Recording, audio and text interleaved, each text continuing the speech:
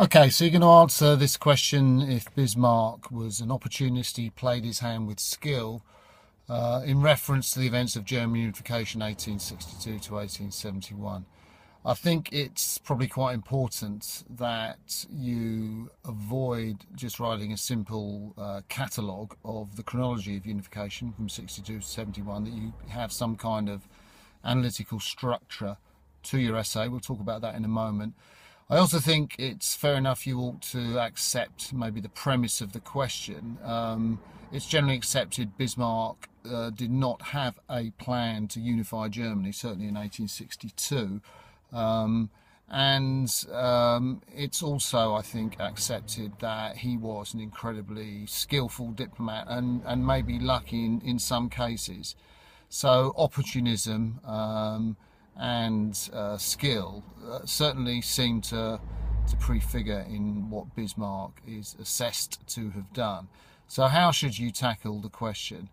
I think one has got to look at factors maybe that Bismarck had little control over, and take a look at things like the economy, for example. Clearly, Bismarck was not responsible for the massive German economic boom, though he rode it. And how did he benefit? Well, for example, the German economy certainly provided enough money for him to get over this problem with the Liberals and tax collecting and fund the army reforms through revenues to the exchequer through the German economic boom. I think likewise the German economic boom helped things like railways and communications, which the army took full advantage of, not just in the Austro-Prussian War of 1866, but the French-Prussian War of 1870. And then I think, the hardware that the soldiers used, the needle gun, the breech loading gun, again, something that the Prussian army introduced, and I don't think one can ascribe that to Bismarck. Of course, you've got things like wars, which nobody can predict, and you might look latterly and say, well, it's obvious the Prussian army was better than the Austro-Hungarian. Well, contemporaries didn't think it was, and were surprised, and likewise they thought the French would dust up the Prussian army, and of course they didn't. So those events were open to question. So the economy is a nice one to look at. I think also the foreign situation, again, that's not really a Bismarck's making, particularly Austro-Hungary's attitude to Russia in the Crimean War, which does so much to frustrate Russia. And then the massive internal reforms going on in Russia in the 1860s, the abolition of serfdom by Tsar Alexander. And of course, that really kept Russia internally focused, and therefore not really bothering to worry too much about the Austro-Prussian War of 1866. And that kind of plays into Bismarck's hands. It's very convenient too for Bismarck that he's had Napoleon III help create this new state of Italy, because of course that provides the opposition to Austro-Hungary in the south. And of course Austro-Hungary in the 1866 war sent 100,000 troops to the Italian front, which of course therefore couldn't be used to face the Prussians and stop the defeat at Königsgrätz. So the state of Italy and Cavour and that was another factor that played into Bismarck's hand. Again, Britain's inclination towards non-intervention, that was something that Bismarck would have been quite well aware of and certainly used to his advantage. Likewise, you've got particular individuals. I think if you take a look at the reactions of, say, Christian IX, of Denmark, and his determination definitely to go to war over Schleswig-Holstein. Then you take a look at Francis Joseph of Austro-Hungary. I mean, there was no need for Austro-Hungary to go to war in 1866. Could have been settled peacefully, either one or the other. Let's take on Italy or Prussia, but maybe not both. And then again, Napoleon III, who's kind of backed into a corner maybe by his more aggressive foreign ministers, but it's Napoleon III in France that really decide on taking Prussia to war in 1870-71. You could say these guys are provoked by Bismarck, but again, the individuals are an unpredictable element, so I don't think that we can necessarily say that Bismarck should be given credit for that. But I think for your essay, it's important to try and outline what Bismarck was about, and certainly what he's about in 1862 when he comes to power is quite different, say, to 1870 when he goes into the Franco-Prussian War. So I think a good essay will look at how his motivation changes. So what are the constants? The constants are this acknowledgement of the significance, the power of the Prussian state, as Clark calls it, and particularly represented by the authority of the monarch, Wilhelm, and the monarch's ability to control the army, absolutely. And this is really what Bismarck thinks is so important for him to defend.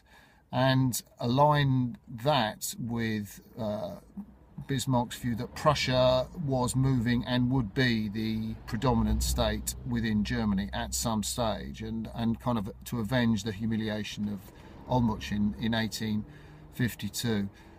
These are definite goals. I think he comes to 1862 determined to right the domestic crisis. Maybe again he's a bit fortunate. The Liberals don't sort of suddenly have a revolution, and he has the ability to govern, albeit without legal taxation, for several years. But he clearly takes advantage of Schleswig-Holstein, and he is prepared to use nationalism, if you like, as a bit of a tool to split the Liberals domestically. And I think Bismarck's very astute at that and should be given credit through 1863, 64 and beyond for how his identification with German nationalism is something that can help his domestic agenda within Prussia.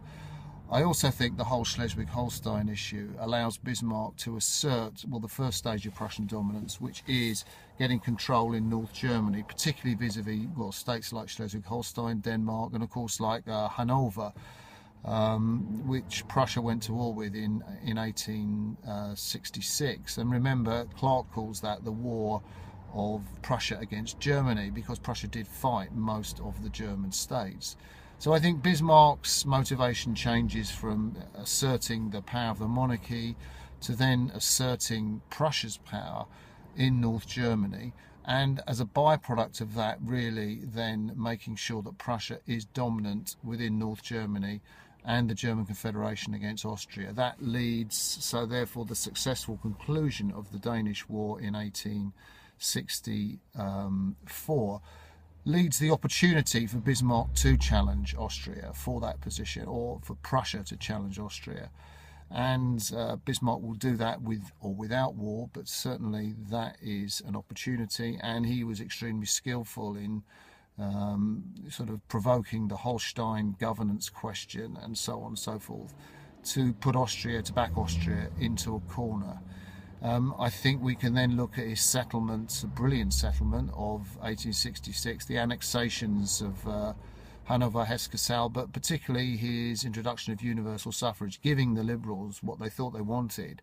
The Liberals giving him the indemnity bill. Conservatives couldn't believe it because they thought Bismarck might use the chance to have a more autocratic system with the Prussian king.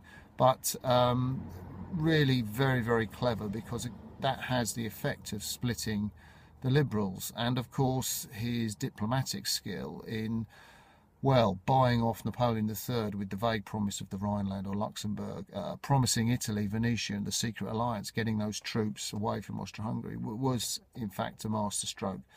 So I think, you know, up to this point Bismarck is really on good form. I think the Luxembourg crisis of 1867-68, when Bismarck does pose, I think maybe he's a bit surprised by the strength of German nationalism, but he's prepared to pose as the leader, if you like, of German nationalism against France. And of course this serves his purposes, because it is a Prussian-dominated North Germany, and he will make the South German states quite aware that France is their enemy, and Austria-Hungary will now no longer protect them. So they need to look to Prussia.